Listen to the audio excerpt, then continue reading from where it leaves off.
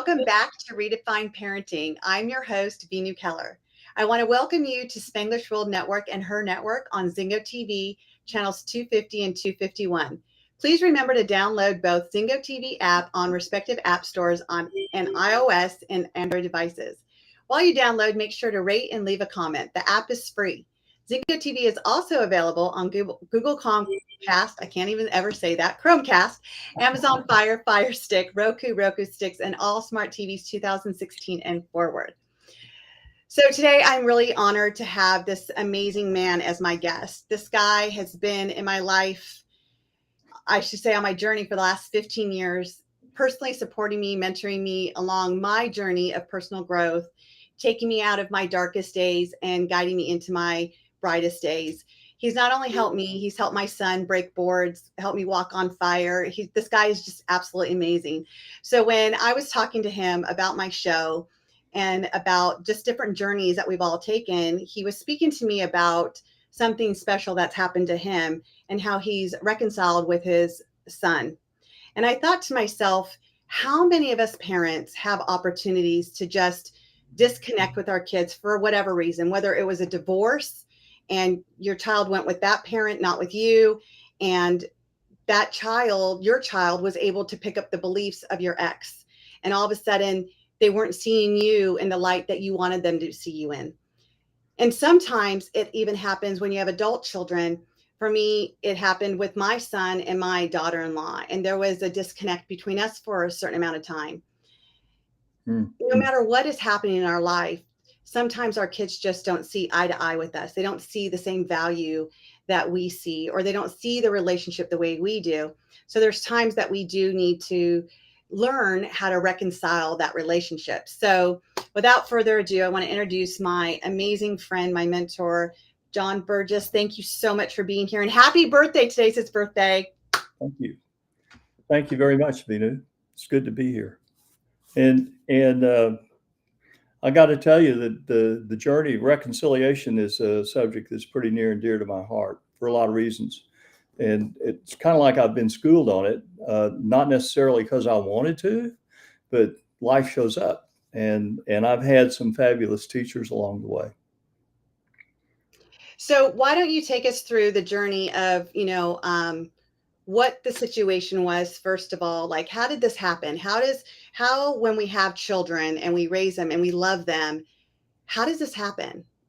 Well, it happens lots of ways, but we don't know everything when we get married, right? And in my case, I thought, gee whiz, we're free, white, and 21, and what difference could model of the world make? What difference could worldview make? And I ended up being a Texas boy, marrying a young lady from Butte, Montana, and she was raised as an Irish Catholic. And there was quite a bit of difference in worldview, but it wasn't really expressed, and we didn't bring it out and discuss it. It wasn't like we had a logical discussion when we started just to see what are your values, how do these things line up, and so we raised our children Catholic, but our marriage really wasn't founded right, and after about 18 years, it broke up, and there were a lot of differences in the way we lived and what our expectations were of each other in the marriage role. I've learned a lot about things like that since then, but pain is a terrific teacher sometimes, and you just don't want to repeat some of those things. So about Thanksgiving, we got married Christmas time in 1970, and our divorce was final just about Thanksgiving in 1988. And there was a split. The divorce was final 2 days or a week before Thanksgiving, and my mother died 2 days later. So it was a tough time. And I ended up getting relocated to California here out of Texas. I'd been an engineer there. I came out here to be an engineer for Disney as an Imagineer, and I did theme parks. I had virtually no contact with those kids at that time. The oldest was about 11, and that's where I've had the most success in reconciliation. and the other two are still out there somewhere. I know where they are, but out of respect for them, I let them pursue their own path because they have to find a way back, and I'm open to it, but there has to be some willingness on their part. There was a lot of poison in the relationship from my ex-wife and her mother, and it's taken a while to overcome that and to gain some trust and faith. About 20 years ago, through one of the trainers at Robbins, somebody said, "Meet me up at Saddleback Church for a service on a Sunday night." And I've been a Christian since 1956, baptized and the like, but never practiced in this way. And I got introduced to a different way of life at Saddleback Church. The big difference is that the Rick Warren, who just retired yesterday, believes in practicing the Christian faith, not just about reading and studying the Bible, but as it says in James, don't let yourself be deceived by reading the word. You got to go up and do what it says. It's like the application, like no matter what we do in Oh yeah, life, we can read it, we got to apply it. And it starts in small steps. Well, do I trust him here? Do I trust him there? And the him is God, and I believe in Jesus as my Savior. Well, so about 4 years after that, Lori and I got together and got married. And about 6 weeks after that trip, after the honeymoon, they had me in training we were going on a trip to Scotland. They said, "You're going to need this skill." What is it? Well, you're going to have to be able to talk about your faith. Really? Yeah, not me. No, that's somebody else, no. So they put me in this training with this guy, and I ended up using it on that trip just in time, whoa. And that's been that was a magical experience. And then a year later, we started this thing called a peace plan, which was a personal outreach on the part of the members at Saddleback to all the other church to church planting, but church strengthening all over the world. And we ended up in Sri Lanka. I did on the first trip. And we started learning about this. And a year later, I was in Rwanda. And this is interesting. And we raised all the money ourselves. And Rwanda had asked us to come because they wanted to heal their country from a genocide. Now, in 1994, they killed 1 million people in 100 days with a machete. And that was it was basically name calling. So I've taken 6 groups in there over time, but the key to that was there was a guy there named Paul Kagame, and he came to Saddleback Church in 2005 and said, "We don't know what this is, but we want to make Rwanda a purpose-driven nation." And we looked at them and said, "We don't know what that is, but I guess we can help you." And we did. And he's a very wise man. Let's put it mildly. He led the army that came in and put down the insurrection that was causing the genocide. And he is such an outstanding leader. He's, I think, Catholic by faith, but he will not brook any corruption in his government. And the people in Rwanda, he's only supposed to serve 2 terms, 2 4-year terms as president. He's still president. And he wins the popular vote around 96%, 97% all the time. It's a fascinating. So through all this peace stuff that you learned from the church and stuff, what was going on with your relationship with your son? It was, I was reaching out to him. I had to go find him once and when he was studying and getting his degree. We visited a little bit, and he began to see a different side of me than he had when he was 11 years old, because I was changing. And I was praying about the relationship, and it was getting closer together. But the important part about the Rwanda experience was all of a sudden out there on the trips, there's an evil presence that didn't really want us to succeed. And I saw it face to face, and I saw it in our teams, and I saw it in the people. And we found I learned to rely on the information that and the stuff that I'd been taught out of the Bible. And all of a sudden I found there's some resources for reconciliation, and they're apparent and they're easy to find, but we don't use them. It's really fascinating. Rick Warren about 2002 came out with a book called Purpose Driven Life. And I got to looking at that thing, and that he has a wonderful ability, like Tony Robbins, to make complex things really simple. He used 22 translations of the Bible and putting that thing together. And as things would have it, about 10 years ago, 12 years ago, I was redoing his house with him. So I got to be, I'm an engineer, but I got to be really fairly close to him. And I learned about his experience of writing the book. Anyway, if you're looking for a recipe to reconcile relationships, look at chapters 21 and 22 of Purpose Driven Life. I mean, it's there. It's like a cookbook, and it works. So what were some of the highlights of those for the listeners? So just to recap, so after you got divorced, you didn't have any communication with your kids. There was No, I because was shut off from them. I was shut right. off And from then and you've tried to reach out, they were not responding. That's And correct. then you had this opportunity in Rwanda, which you said, there was opportunity to see what reconciliation looks like and to learn what's right in front of us. And then having the gift of being with Rick Warren, building a house, if you would, talking about these chapters that he's put in there about reconciliation. So it's almost like it's all being put in front of you. It was all put in front of me. And then I got to be a community leader in Saddleback. And Saddleback is a cellular, it's a big church, but Right. it's really cellular in nature. And the real work goes on in small groups of 8 or 10 people. And as a community leader, I had 40 of those, which means that as a community leader, I had a church to look after that was about 6 times the average size of an average church in the United States. And we ran across something. I mean, you talk about conflict, there's conflict in there, and people get in squabbles over lots of things. I think there's conflict everywhere.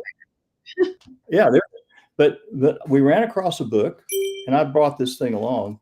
We ran across a book called Peacemaker by Ken Sande. Now, Ken was an engineer, and he went out on a construction job and saw all the conflict that goes on in a construction site. So, well, shoot, I know the solution to that. I'll just go get a law degree. So he did, and that's like a hired gun. They're the gunfighters in conflict. So he made a detailed study of the Bible, and he wrote a book called The Peacemaker. And it's been instrumental. This is my copy of it. But man, do we use this book? Yeah. And it's a journey and the like. And it's a recipe book for how to solve conflict. And really it's rooted in the gospel, Matthew 18, verse 15, where it starts. And if you follow those directions, it works. Every time it's tried, I've seen it works. A lot of times, though, we don't have the courage to do what it says. And that's where things fall. Can you share you said that the recipes in chapter 21 to 22 in Purpose Driven Life. So what were those specific skills that you learned from there that you took, and how did that bridge the gap with you and your son? So the first step in resolving a conflict is it has to be between you and the person you have conflict with. And the first thing that has to happen is there has to be a conversation, not between you and somebody else, but between you and that person. And the person who realizes that there's a conflict is the one that's obligated to make the first move. You know what the first move is? What? Go. You can translate that word into anything you want to translate it to. Doesn't say send an email, doesn't say write a text, doesn't say get on Facebook, doesn't say talk to the person's boss, or go one-to-one, go. Now, what you got to have to do that, you got to have a lot of courage. You've got to have a lot of courage. So in my case, one of the things that I had to do is, and to go, you better take responsibility for your part in the conflict, even though it's only about 10%, or maybe it's 20%, you got to take 100% of the responsibility for what you did, and maybe 100% of the responsibility of anything that you can fix. And that's a different attitude. Blame doesn't have any place in this. Take Right. It sounds like responsibility. ownership. It's the You got to ownership. own it. It's If yeah, you don't own it, you can't change it. So correct. take ownership. And well, does that take some courage? Yeah. You know where to go to get that? Get on your knees. You know what? And you'll be blessed when that happens. I can tell you that from personal experience because it's a scary deal. And you've got to offer an apology. And one of the biggest things about an apology, if you're going through it, you got to apologies is like a confession. Confession means getting in agreement with. And confession, you got 7 A's of confession, or that you really need to do. You got to address everyone involved. You got to avoid these words: if, but, maybe. If that's in there, that ain't an apology. Right. Yeah, I mean, just get your filters on. Admit specifically what you did because you had a part in it. Acknowledge the hurt that was caused. Accept the consequences. Accept them. Okay. Alter your behavior, and then ask for forgiveness and allow time. Mm. Forgiveness doesn't come easy, but it's real important. And Lori and I are doing mentoring work right now with premarital couples. One of the most valuable things that we've done, one of the most worthwhile things that we've done together as a married couple. But I asked the folks, the couples that come in front of us, to do a book report on chapter 18 of the Bible, Matthew. And that's an eye-opening chapter. But if you take the big headings in there, one of the things that gets emphasized is forgiveness. And we got to learn how to do that. That's a vital thing. So what's forgiveness and how do you do it? And forgiveness involves 4 real promises. There's 4 promises in forgiveness, and you got to do this. It's for you to do it. And forgiveness is really for you, not for that person that you're involved in conflict with. Because if you forgive, I mean, if you don't take it this way, if you don't forgive somebody, that's like asking somebody, you're drinking poison because the conflict's alive in you, and you're expecting somebody else to get sick. It doesn't work that way. Yeah. You get I just sick. want to mention, I just want to say something about that because that's one of the things that I'm teaching my twins right now. Hurt people hurt people. And Yeah, when you're in conflict with each other or anybody, what are you doing by acting out? What is your behavior trying to do? You're trying to hurt that other person, not because you want to right, hurt them. That's not your intent, but your intent is you want them to feel what you're feeling. Because if they feel what you're feeling, there's like an unconscious expectation they'll stop hurting you then, because that's really what you want. Your outcome is to stop hurting. And so sure, one of the things, I use that exact same example with my twins, I do it all the time, is that if you drink poison, what's happening? They're like, you're going to die. And I said, yeah. And when you're upset or you're angry or you're trying to hurt your brother or sister or me or your dad or whoever, you're drinking the poison expecting us to die, and it's not happening. You're the one that's dying. And so now that's what I say to them. Like when they're going back and forth, I'm like, okay, who's drinking the poison right now? Who's drinking it's it? right, exactly. So there's 4 promises that we found that work with forgiveness, and they're not all easy to keep, and you may not feel like they work the first time, but you got to keep after it. The first promise is I won't dwell on this incident. Mm, I'm purposely not going to dwell there. Okay. The second one is I'll not bring this incident up and use it against you.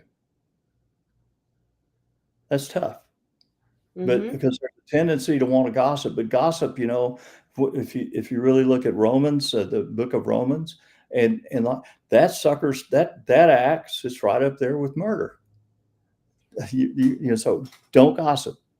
But I'll not bring this incident up and use it against you. I won't talk to others about this incident because that just gives it more energy and you start to fuel it. Okay.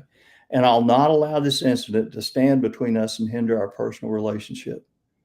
That's Mm, that's a conscious decision. yeah. And and so, well, people say all the time, they have this misconception. Well, if I forgive somebody, does that put the relationship back right where it was? No. Forgiveness is about the past so that you don't have to carry that baggage forward. Trust is all about the future, and people have to re-earn trust. And that means you give them the opportunity to do that. But you got to re-earn trust, and you got to let people have the time and the space to do that. And that means you don't trust them right away. Right. You don't Right. have to expose yourself to more hurt. You can trust them from a distance till they earn the right to get close again. You But said that's your decision. you said so many great things, and I just kind of want to dive in deep a little bit so our listeners can have a visual and an understanding of what some of this means. And when we talk to other people, we collude with other people, what are we really doing? We're trying to get people to justify why we were right and the other person's wrong. We're trying to get people on our side to say, you know what, yeah, I agree, or why would they do that? Because it empowers you. You're looking to be empowered. You're looking to be validated in that conflict to give you more reason of why you're in the right and the other person's in the wrong. So it's so important, like John just said, that we're not going and discussing it with other people. And, one of the things that I say to parents all the time is, asking, like, are you just venting or are you looking for a solution? Right. I think that's And a that great question. it is. It And really is. I sometimes, and I do collude with my husband. I do talk to him about things going on in my life. And yet I tell him, I'm like, I'm just venting. I'm not looking for you to validate me. I'm not looking for you to make it better. I'm just like getting it off my chest. I want to hear myself say this out loud. And Yeah, then I want to go within and say, where's my ownership? Because that's really where conflict starts to resolve that conflict when you exactly. can sit back and take ownership. And I just want to share a brief story. I have older boys. They're adults. My one son is married, and a couple years ago, almost 5 years ago, they had my granddaughter, and about a year after she was born or so, his wife and I got in a huge argument, and it really hindered my relationship with my son. I wasn't seeing my granddaughter, and I was like seeing my granddaughter like once, twice a month, for the whole weekend. And now I wasn't seeing her anymore. And my son felt he was in between. Like, do I take my wife's side? Do I take my mom's side? And he felt like there was just this big tug of war. And to be honest, it wasn't his fight, it was mine and hers. And you said that in the beginning, is like, you got to own it's between you and that person. That's That's right. it. There's no one else involved. It's you and that person.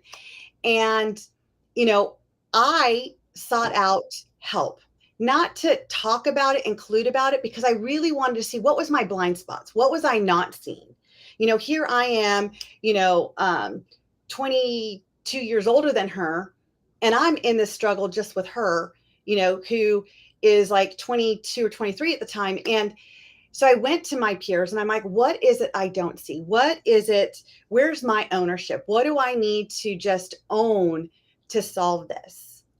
And my amazing peer group was telling me, like, to just own and understand her perspective. Stop pushing my perspective that I have to be right and I'm the adult and she disrespected me. Like, get over the emotions of it and just face the facts. This is how she perceived it, and just own it. And then with a true, honest apology, you tell her you're sorry and you want to make this better, and what has to happen for you both to move forward, to let it go. And like you said, John, to not bring it up, to not use it against you, to not say, well, you know what? Well, remember what you did before. Here we go Yeah. again. Don't get historical. Right. Right? Don't get historical. That doesn't work. And so I share this because, John, what you were saying, even with the conflict resolution and with the forgiveness, it looks like that's what her and I did. And now her and I have a beautiful relationship. We're stronger than ever. ever. And one of the reasons why I feel don't collude, because in that moment of emotions, my emotions was high. I ran to my mom because, again, I was looking to be validated. I was Right. looking to be like, you're right, she's wrong, shame on her, blah, blah, blah. And I got it. But what happened after that? Once we've reconciled and we have a beautiful relationship now, stronger than ever, now I'm trying to convince the rest of my family, no, no, no, no, I was wrong. It's Right. okay. Right.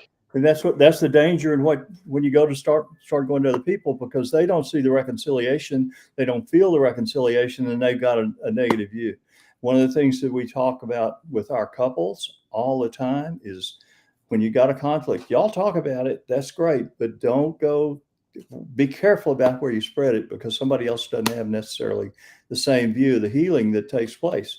I believe conflict has a purpose in this life, because we're not put here perfect. I believe we're being sanded on all the time, and being shaped. And conflict is one of the ways that we get shaped. I'm holding here a little card. Okay. We give every one of our couples this card, so that when you're having the conversation about one to one, because couples have that within the marriage, right? Yeah. So we call this as how to have these are rules for having a good fight. And we give it to every one of our fiancés and their spouse to be all the way. And I carry one of these in my pocket.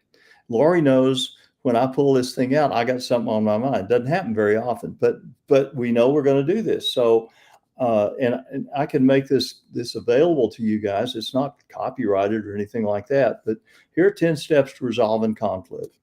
And I'll just read them to you real quick. Set a time to meet, set a neutral place to meet, and begin with prayer. Define the issue to be resolved. Each of you share your position. Each point out what you've done to contribute to the problem, and each point out how you can help resolve the issue. Agree on a resolution that's acceptable to both. Write down the resolution and end in prayer. And you got to, if you follow these things, and then if when you're there, you conduct yourself in a way that you're speaking in a quiet voice. You don't interrupt. There's no attacking going on.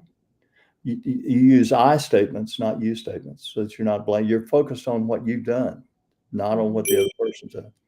Don't bring up the past. Don't make it historical. Okay. Don't blame. Doesn't help you. Blame doesn't ever solve anything. State your feelings, not your spouse's. Do not use profanity. Don't threaten your relationship. If you do that, you can't take it off the table. Just don't put it up there. And don't criticize. Don't criticize. Some valid points. And the reason I bring these up, this kind of procedure and these things work. And I've seen it so many times over and over, and had it happen in my own life. So I bring it out. Yeah, it's an important skill. It's an important thing to have. And by doing that, you can make your life easier. It's important Yeah. to know that there were 3 steps in the Matthew 18 verse 15 is kind of where it starts, and the first step is to go one to one to that other person. I want to mention the other 2 steps because they're valuable. Because the second one is, okay, if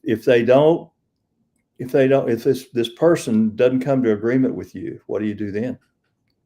It says Mm. take 1 or 2 others along with you. All right. I want to point out the way that actually works out. I mean, do you like it when 2 other people come against you and we're going to talk to you about something we think you did wrong?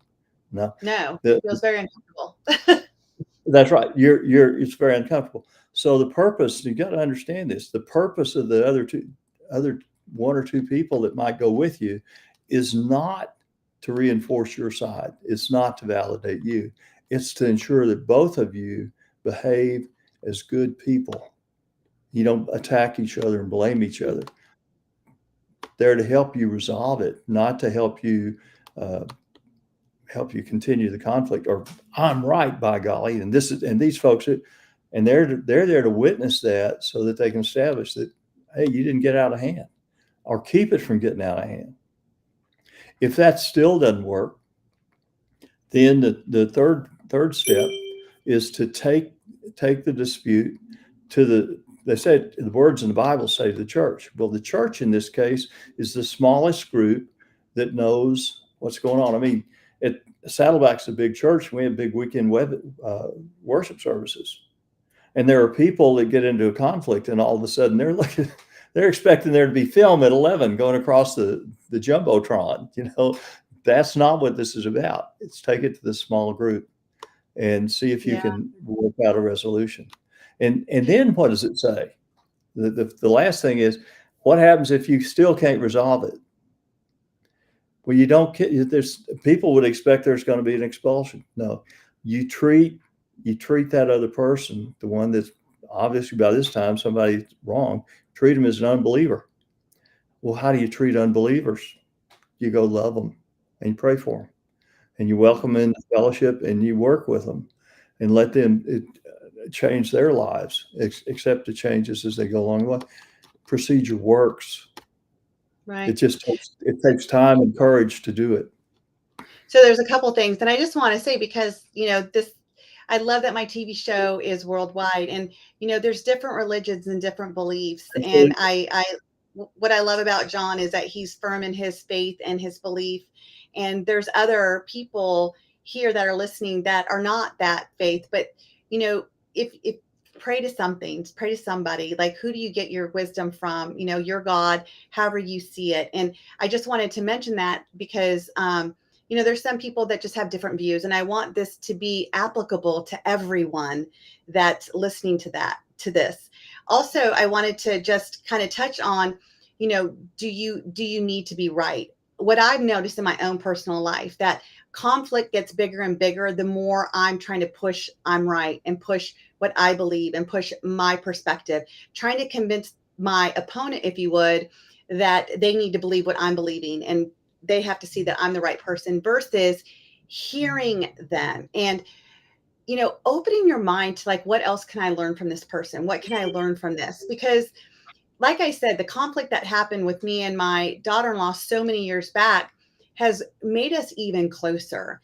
And sometimes when we have like little hiccups along the way, as we do, because we have different opinions, we learn and grow from it. And sometimes, although we don't bring it up as to hurt each other, we make fun of it, and it brings us right back. Like, having fun with that situation now brings us back into, and it actually resolves what we're going through in that moment.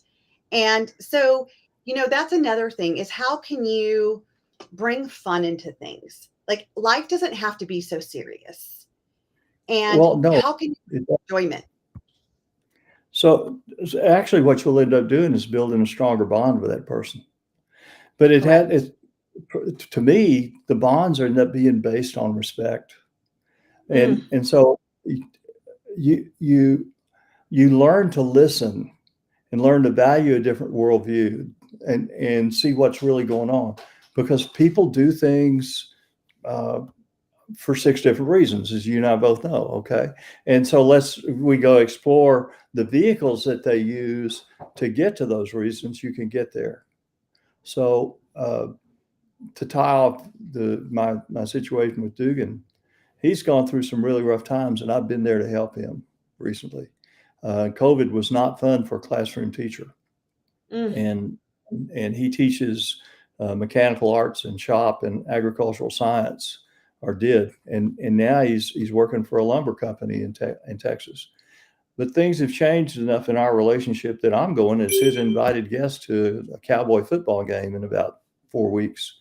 And I'm really looking forward to that, because this is going to be a dad and son type of a weekend, and one we haven't had in a long time. Years ago, we made a long trip hauling horses from the Fort Worth area to here in Los Angeles over a Thanksgiving. But those experiences we wouldn't give for, and we're looking forward to being together. And he's had to learn some of the same things that I had to learn.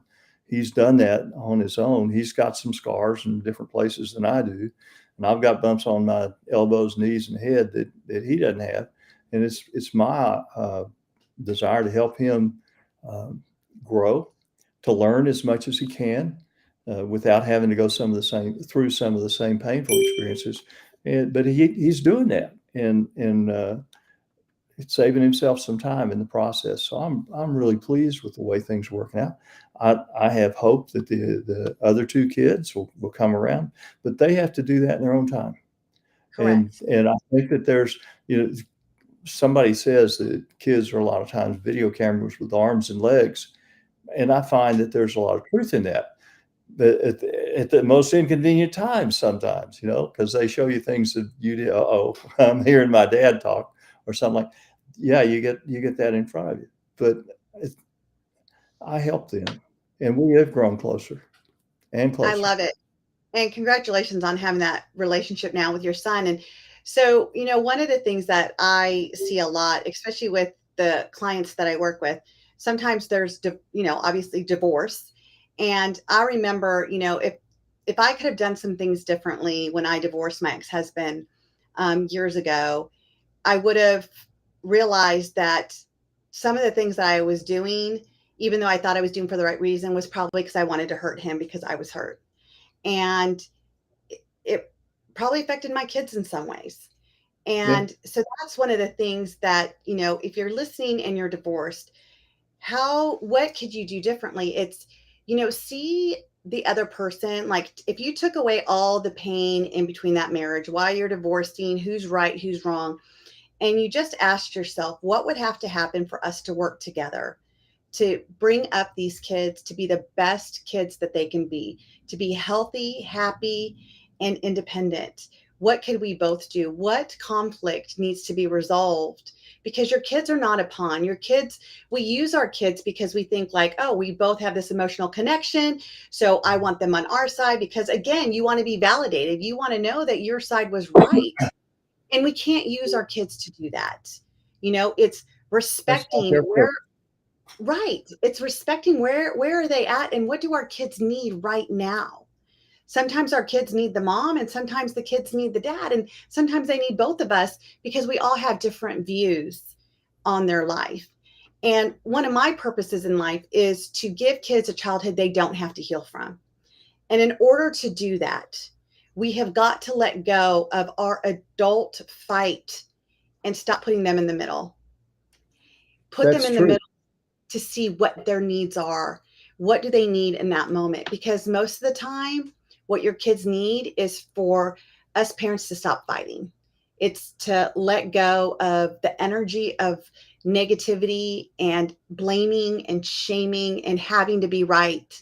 And maybe using some of these, skills that John has been speaking about.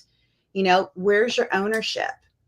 Don't go and speak to everybody else about it. It's between you and that person and coming to some type of agreement that you both can adapt to. And it doesn't mean that it has to be comfortable. It's not everything you want, but that's where we start to compromise. And that is where we start to resolve this conflict for our kids and not poison them against the other parent. It's what you said is correct, um, and we need to look at ways to do that. And peacemaking is something we're called to be. We have to learn that. That's not something that's inborn. We get to go learn that. But one of the things that helps and along the way is having a script that works. And I would mention reality bridging, as Yes. a way to do that. And that's that. It, there's such a thing as postures of leadership. And you can come to people on an equal basis, or you can come to them with you being the superior and them being an inferior, or you can come to a conversation with it, put them in a superior position and you be inferior. And I invite people to and use the very deliberately use the inferior because all of a sudden you're not your point of view is liable to get across a little better. Uh, Yeah.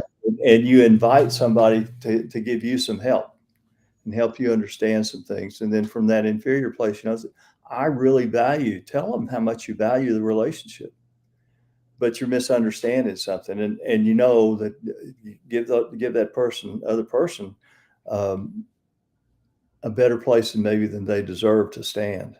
But give them a good place to stand and say, I really value you. I value you. I value our relationship.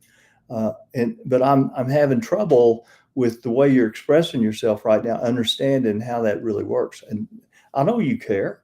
You're here. Okay. I know you care about me. I know that. Can you help me? Use those. Can you help me understand this? I need to understand this in a different way, and then be open to understanding it.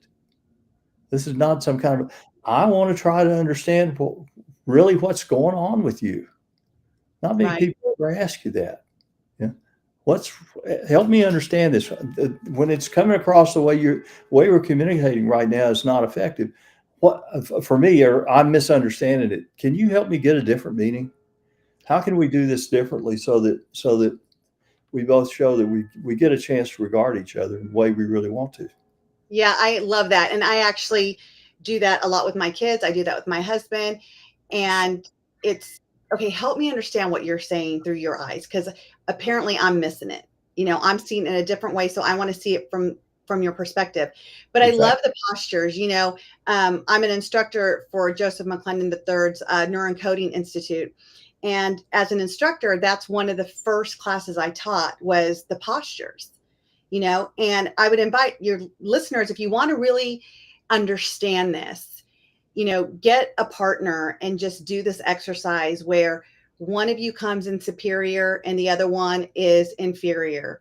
And just for a few seconds, come at them and then ask them, how did that feel? And then switch and let the Right. inferior person come in superior and you go inferior and see how that feels. Because that honestly is what's happening. I've never seen a conflict last when both people are coming in as equal. I've never, because there's no, I'm better than you, I'm right, you're wrong, because that's all superior. And the inferior person, when you come in as an inferior person, it's almost like you've lost your courage, you've lost your voice. You're just going to sit there and be that whipping post and take it. And you don't know how to get your voice even there because that person's so overbearing. And I'm going to tell you, this is huge on communication skills. Like, this is like communication 101 that I wish I learned years ago.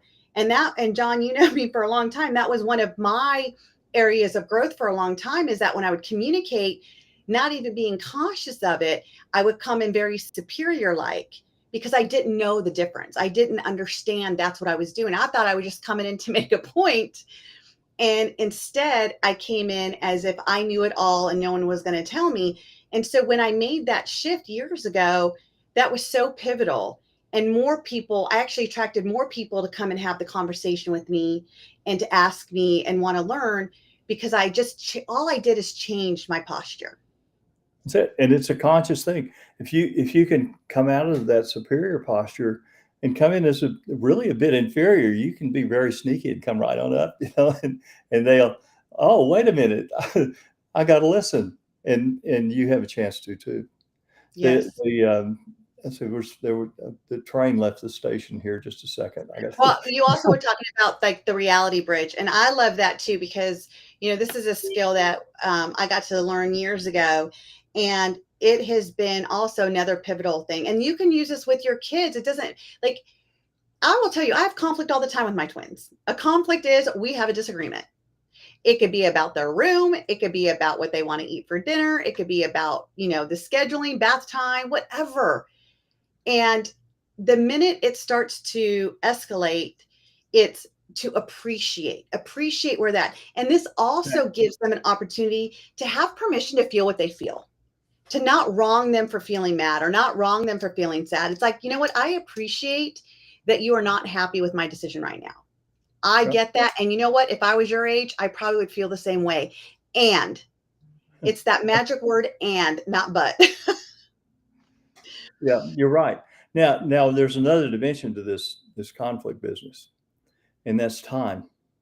Mm, And it's important to allow time and allow that other person to do whatever they need to do.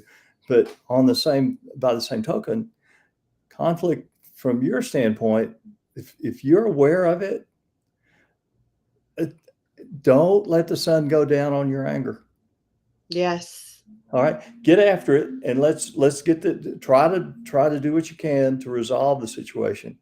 It's kind of like if you let the thing fester, and stick it off in the closet somewhere, just put it in there. You know, You go back there in 2 weeks, that sucker's really big, and it'll come get you. It grows teeth in that length of time, and so mainly it happens in your mind, but or my mind. But go ahead and get rid of it. Get it resolved. Get it resolved. And when you decide to resolve it, I mean, let it be resolved. This little pamphlet, I'll send it on to you so that you can see it. But it's pretty neat. That little diagram down at the bottom. Those are that. Who would have thought that suicide and murder are opposite responses to conflict, and they're on this continuum. Suicide is the ultimate escape, and murder is the ultimate attack. And those are not good responses to conflict. But if you decide to, the reason I mention it is in these responses, there's a lot of things that are in there. You can do litigation, you can do an accountability kind of a situation. You can run, you can go hide if you're trying to dodge a conflict. But you can also decide to either not acknowledge it or overlook it. Overlooking it is not the same thing as not acknowledging it. Overlooking, you've made a conscious decision that this dispute is not big enough for us to get after. Okay, I'm going to overlook it, but don't go stack it back in your back pocket and say, "Oh, I'm just not going to pay attention to this right now." Okay. I think, John, one of the issues that people have is that we hear for so long that time heals all wounds. And so I think that people get this feeling that, okay, if I just ignore it, it's going to go away and time will heal it. And, time does give us opportunity to stop and reflect and to get out of the high emotion before we go in and, attempt to resolve it. So, having some time, but what I'm hearing you say, John, is like, don't just give it time after time and think it's going to go away. Like kill the baby while it's a small monster and it's not a huge monster. And, a lot of people try to get away from conflict. And I will say, if you're listening and you've heard, the tools that John has, stated here, you don't have to be afraid of conflict. Conflict doesn't have to be uncomfortable. It doesn't have to be uncomfortable for you to own what your responsibility is. Conflict doesn't have to be uncomfortable to see someone else's point of view and hear it from their point of view. Conflict doesn't have to be scary if you're both coming in as, equals, or maybe, like John said, a little bit inferior, to allow that person to feel they have the floor, they have permission to talk, and you're not going to overtake them and you're not going to overdo it. There's no reason to be scared of conflict when there is resolution. And that is what reconciliation is. It's bringing back when you've created such a big gap between you. And it doesn't have to be your child. It can be the relationship you're in with your spouse, your partner. It could be in business. It could be a friendship. Anytime you have that space and you feel uncomfortable because you have a genuine love or care for that person, it's like John says, don't let time just keep going by. Go in, because you know what? There has been so much, especially since the pandemic. I don't think anyone has gone without feeling death. Like, death became a reality for the entire world when that pandemic hit. And if we learned anything, we know that time is not promised to us.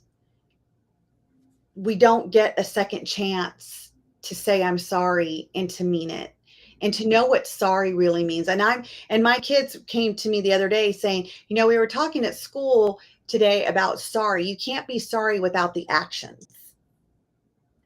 And I say, you can't be sorry without the awareness of what your responsibility is, so you don't do it again. Don't say sorry and keep doing it.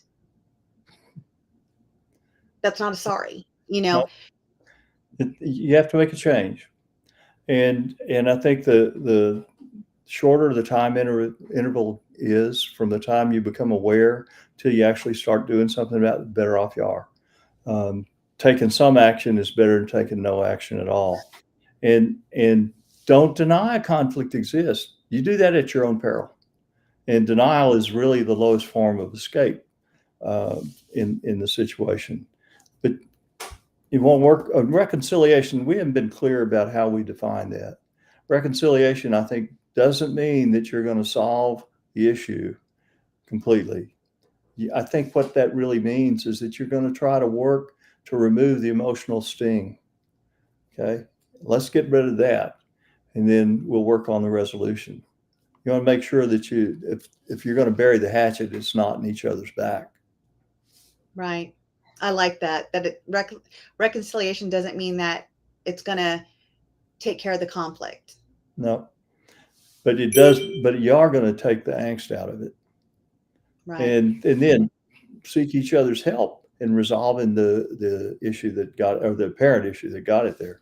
Might be something else that actually caused it, but you're open to it, and you don't want to So exist that way. it's basically the bridge. It's the bridge to resolving. It doesn't mean that it resolves. And I like that because it also brings that gap closer together.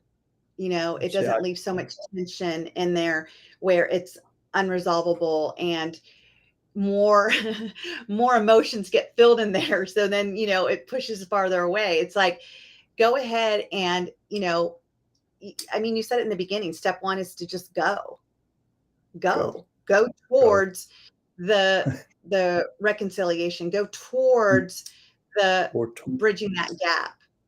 right, go, and go means go. I mean, I've looked it up in, I guess, 14 different languages. It still kind of means go. Uh, don't write a letter. Don't write a note. No Facebook posts. Okay, we're not sending a letter to the chairman of the board or something like that. Go see the person. It's Yes. up to you to do it, and it takes courage, and you got to be able to step. You have to step out and do it. I'm reminded of the Desiderata about that was a piece that was written. You can look it up. But one of the things, the tenets in there is go placidly amidst the noise and haste, and appreciate the world as it is, because it's unfolding like it's supposed to. But one of the things it says, as far as you in there, one of its tenets is, as far as you can, without surrender, be on good terms with all men and all other people. So I love without surrender, be on good terms with all men. right. You're a child of the universe.